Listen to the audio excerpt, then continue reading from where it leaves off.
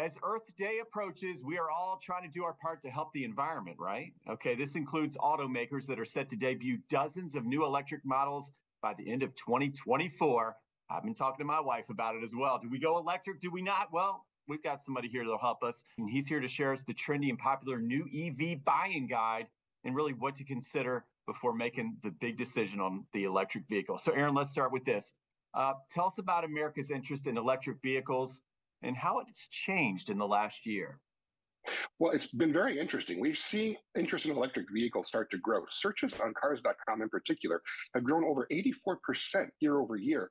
And that really just is an interesting fact, and that it's coming from areas that we hadn't typically expected to see interest in electric cars. It's not just the coasts anymore. It's things like places like Montana and Utah, Mississippi, places that haven't had a large interest in EVs are now starting to get the picture. What are cars.com's top picks for the new EVs hitting the market in 2023? Well, with our new EV buying guide, we've also come up with 4 of our top picks in various categories, in the lifestyle categories, we call them. The top value pick is the Chevrolet Bolt EV. You can get one for about $27,000 to start with. If you've got a family and you want something larger, that is our family pick. That is the Ioniq 5. You can see 5. It's got good range. It's got good charging speeds as well. If you want something a little bit more expensive, the new luxury category, that would be the Genesis Electrified G80. It's a full-sized electric luxury sedan, but it looks just like a normal luxury sedan. And our last pick is for commuters. That would be the new 2023 Kia Niro EV. It's got all kinds of great features, and it's not terribly expensive either. We've come a long way, it sounds like here, Aaron. And how is interest compared to the local vehicle availability? Are they available? That depends where you are. In a lot of the places that have had a lot of interest in electric cars for a long time, and that electric cars have been sold for a long time, they tend to have a little bit more inventory. The places that are now starting to get some interest, such as Utah, Montana, Mississippi, et cetera, the inventory isn't quite caught up yet, but it is improving. We're seeing inventory improving across the board as more electric cars are coming out and in different categories than before as well. What's holding potential buyers back? So for me, I would say, I worry about the charging. I worry about the range. Really, I'm unfamiliar with electric vehicles.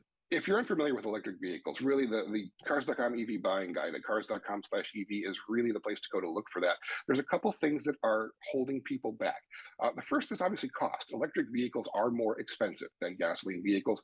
Average price of a new EV is over $60,000 compared to a little over $40,000 for a gas vehicle. So that is a bit of a problem.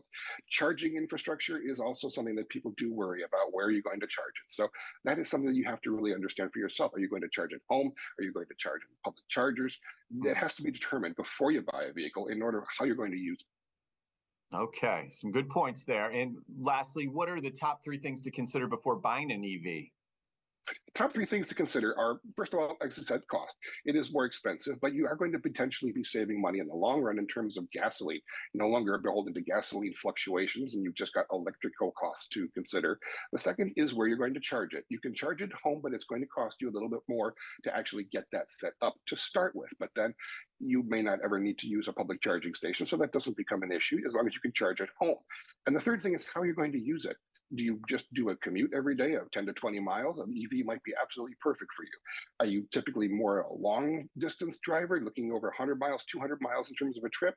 That might be a bit more challenging, but it's still not out of the question. But those are really the top 3 things to consider. Okay, that helps me a lot. I appreciate you. And so one more time for folks, where can they go for more information on all this? To see the new cars.com EV buying guide, just simply go to cars.com/EV. All right, Aaron Bragman, appreciate you, buddy. And of course, you can head to our website for much more on this and the electric vehicle revolution. And that's firstcoastliving.net.